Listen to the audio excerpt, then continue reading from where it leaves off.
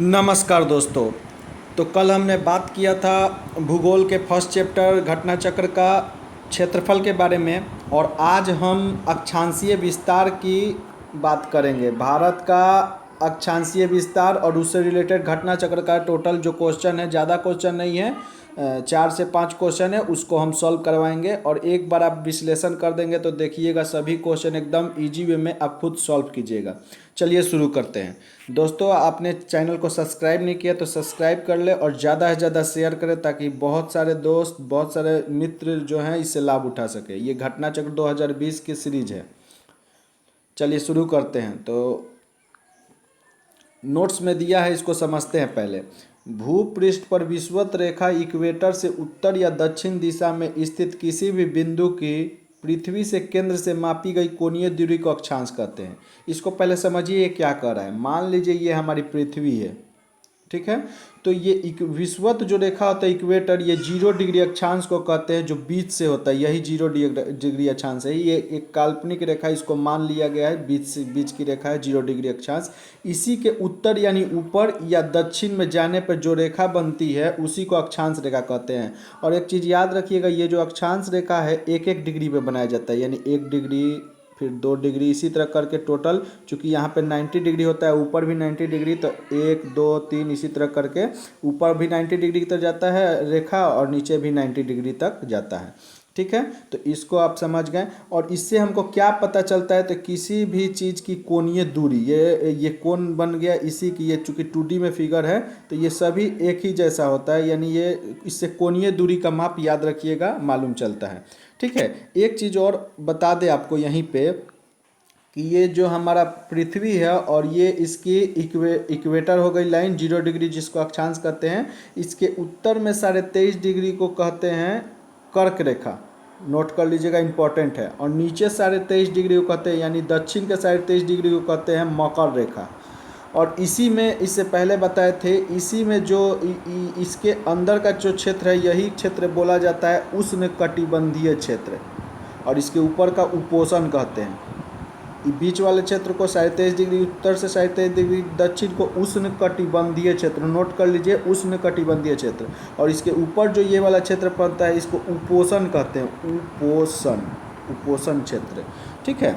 अब एक चीज़ और इसमें और ध्यान देने वाली है कि अभी हमने बताया कि ये मान लीजिए पृथ्वी है और इसके बीच में 0 डिग्री पर क्या है, 0 डिग्री अक्षांश है, और इसमें 1-1 डिग्री पर ये बनता है और टोटल 90 डिग्री तक ऊपर जाता है, पर और नीचे भी 1 2 3 करके ये 90 डिग्री तक ये जाता है। तो इसमें कितनी रेखा होगी, कभी कभी ये पूछ लिया हो जाता है, तो इसको भी थोड़ा ध्यान दे के सुनिए कि जब 1 से बढ़ेंगे तो नीचे क्या आएगी, 90 रेखाएँ आएंगी 1 से 90 रेखाएँ। लेकिन एक चीज़ आपको बता दें कि ये जो 90 डिग्री जो यहाँ पे जाता है, जो लास्ट छोर पे ये 90 डिग्री जाता है, ये कोई रेखा नहीं होती है, एक बिंदु होती है। तो इसको रेखा में हम काउंट नहीं करेंगे। तो 90 में से एक कम 89 रेखा होगी। समझ में आ गया क्यों 89 होगी? क्योंकि ये जो 90 डिग्री पे जाएगी ये एक बिंदु होगी, ये रेखा नहीं होगी। तो ऊपर भी 89 रेखा जाएगी, ऊपर भी 89, और नीचे भी कितनी रेखा जाएगी, 89।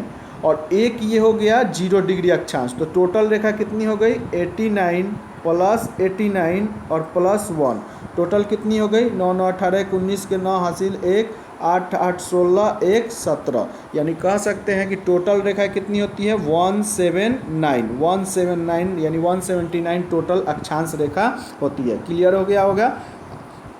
चलिए अब आगे पढ़ते हैं। इतनी जानकारी इस चीज़ से हमको मिलती है।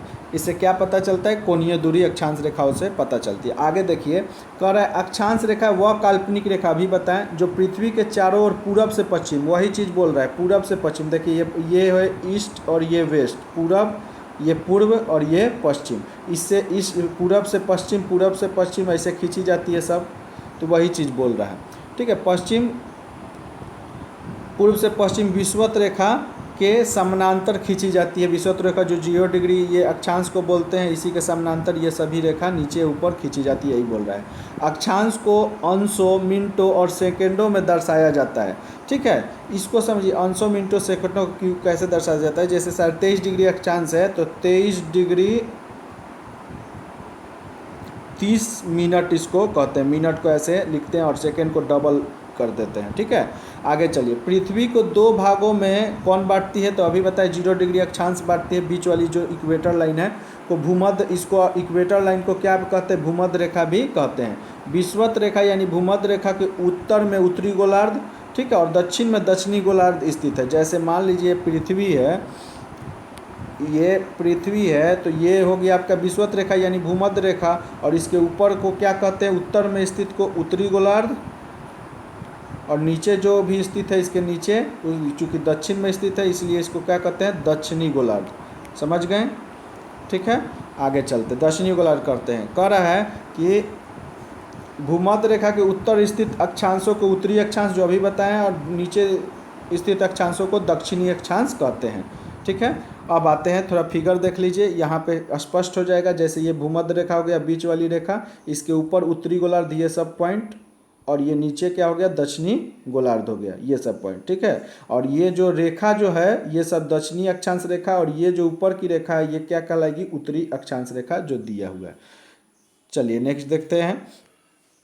अब कह रहा है ये प्रधान, ये अब एक, ये तो हो गया भूमध्य रेखा के बारे में। अब आइए देशांतर रेखा के बारे में कुछ और पढ़ लेते फिर इस फिगर को समझेंगे।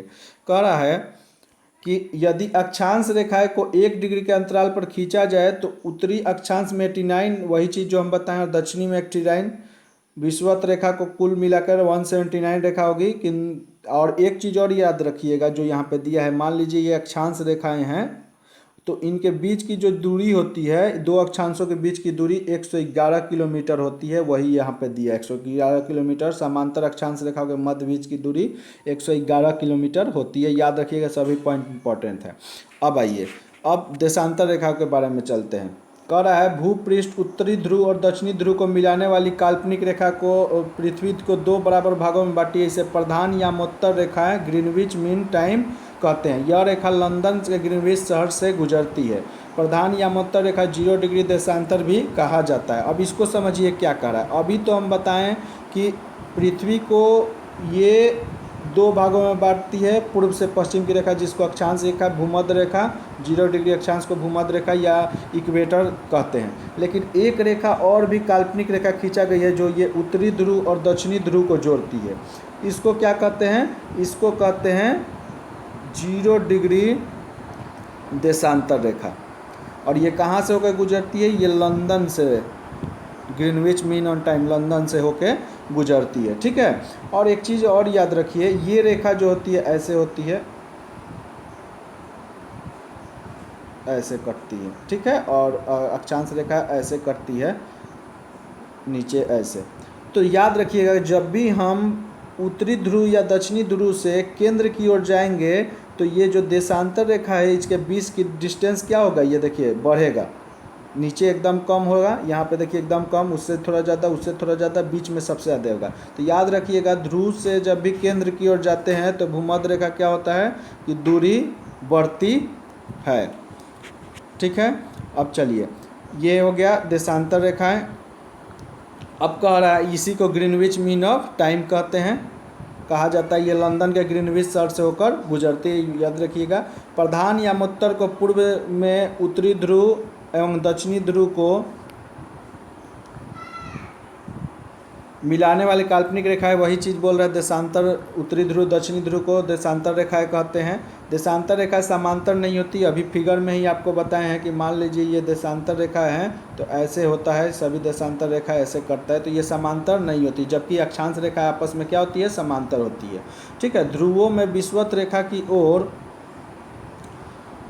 ध्रुवों में विषुवत रेखा की ओर बढ़ने पर देशांतर रेखा के मध्य की दूरी बढ़ती जाती है।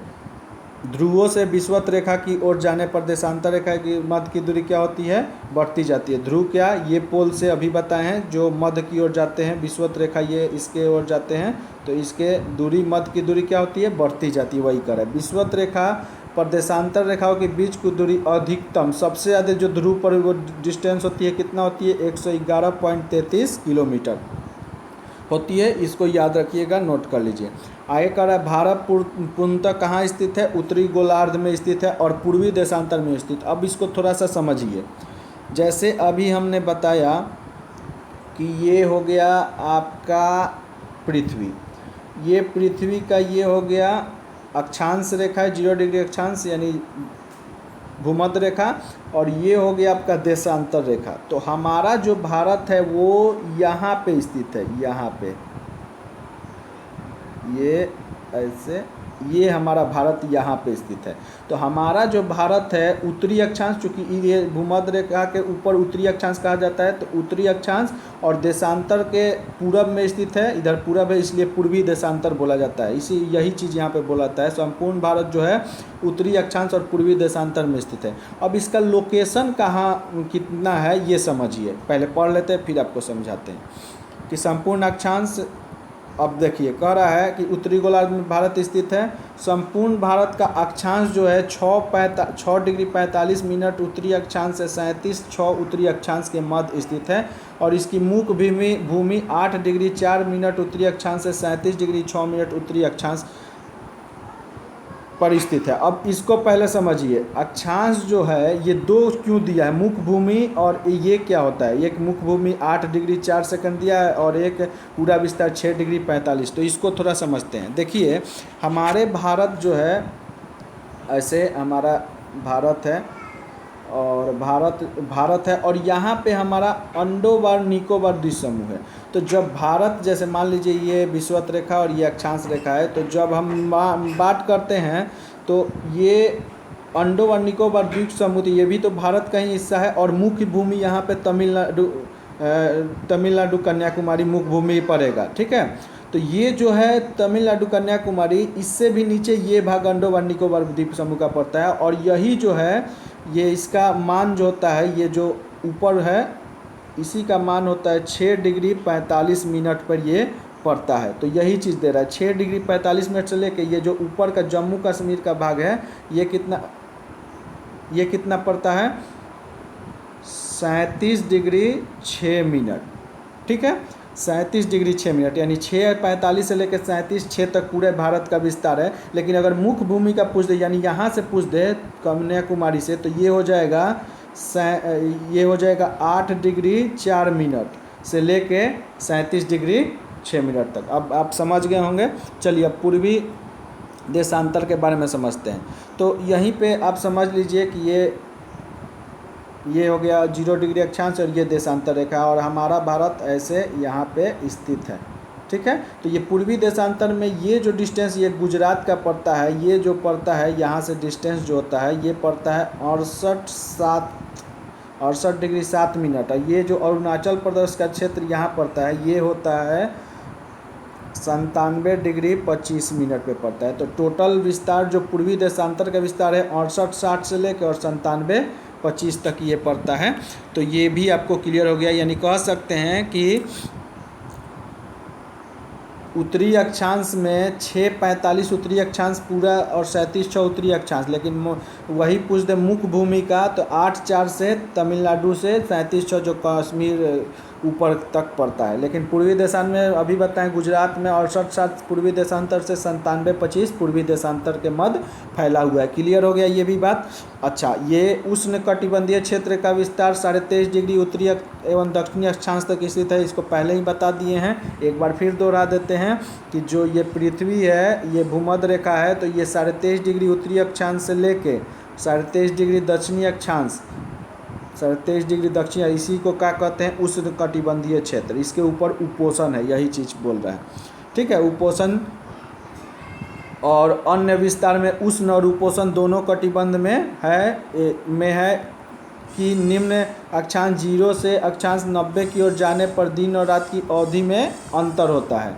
उत्तरी गोलार्ध में अक्षांश का प्रभाव दक्षिण से उत्तर की ओर दिन और रात की अवधि पर पड़ता है। यानी जैसे उत्तरी गोलार्ध बढ़ेगा सूर्य के प्रकाश की ओर, तो दिन और रात दिन की अवधि बढ़ जाएगा, और घूम के पीछे जाएगा तो वो घट जाएगा। यही चीज़ कर रहे हैं। तो आशा करते हैं आप टोटल समझ गए होंगे। अब चलिए क्वेश्चन बनाते हैं और देखते हैं कितने आसानी वे में क्वेश्चन बनेगा। दोस्तों अच्छा लग रहा है तो लाइक कीजिए, सब्सक्राइब कीजिए, शेयर कीजिए चैनल को। चलिए देखते हैं। पहला क्वेश्चन है भारत विस्तृत है। तो भारत जो है अभी बताएं, भारत जो विस्तृत है कहाँ से कहाँ तक विस्तृत है, तो उत्तरी गोलार्ध में, चूँकि यहाँ पे है तो उत्तरी गोलार्ध में ये कितना है 8-4 से, मुख्य भूमि का बता रहे हैं 8-4 से 97-25, ठीक है। और पूर्वी देशांतर में 37.6 से अभी बताएं ऊपर 97.25, सॉरी 68.7 से 97.25। तो इसमें कोई भी ऑप्शन दे रहा है नहीं दे रहा है, ठीक है। तो ऑप्शन नंबर डी इसका आंसर राइट आंसर हो जाएगा। और विश्लेषण में देख लीजिए, भारत मुख्य भूमि का विस्तार कितना से है अभी बताएं। 8.4 से 8 डिग्री 4 मिनट उत्तर से 37 डिग्री 6 मिनट उत्तरी अक्षांश तथा पूर्वी देशांतर में 68.7 पूर्व से 97 डिग्री 25 मिनट पूर्वी देशांतर के मध्य स्थित है। कर्क रेखा का भारत के मध्य से होकर गुजरती है और ये 23 डिग्री उत्तरी अक्षांश को कर्क रेखा कहते हैं, जो भारत के मध्य से होकर गुजरती है।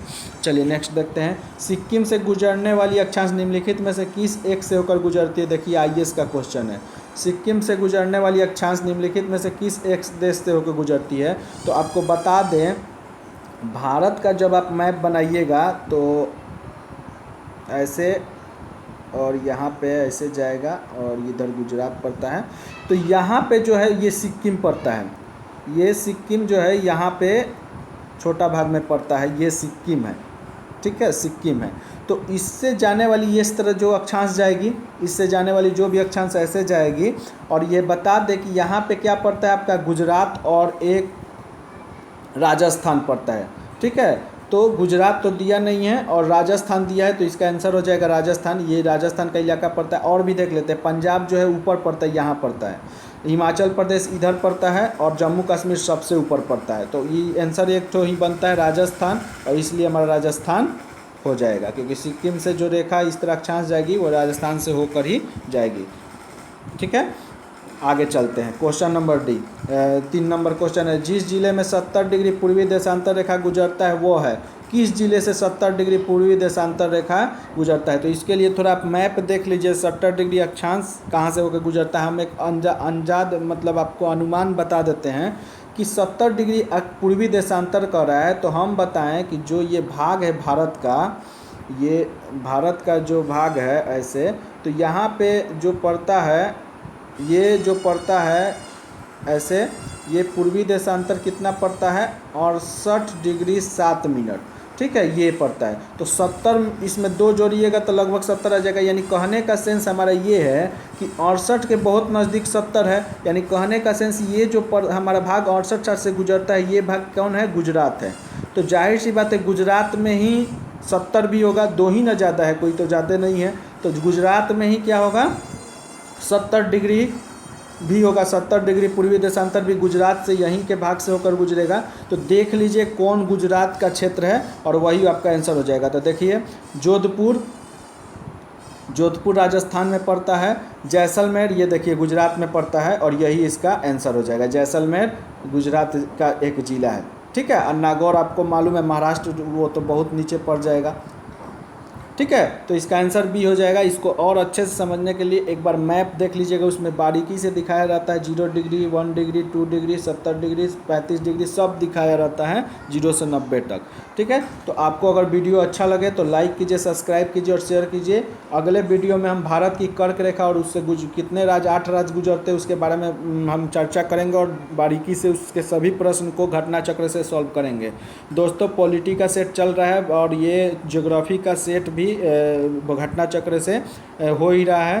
तो आप ज़्यादा से ज़्यादा संख्या में जुड़िए और हमें इनकरेज कीजिए, ठीक है। Thank you, all the best for your examination. ये 3 सवाल थे घटना चक्र के 2020 सेशन के, ठीक है। कर्क रेखा में कुछ सवाल हैं, उसको भी हम बारीकी से पढ़ के उसको हल करेंगे।